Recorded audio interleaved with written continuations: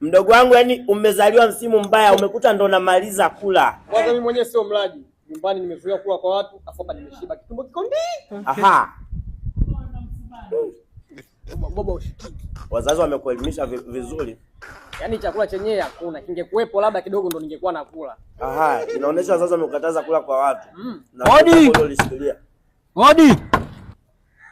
Karibu. Wewe, mbona unaondoka?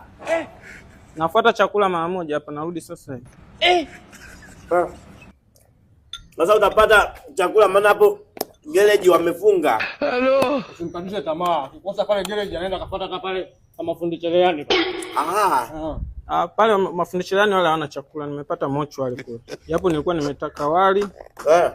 Wao wameniwekea chips. Lakini haina no.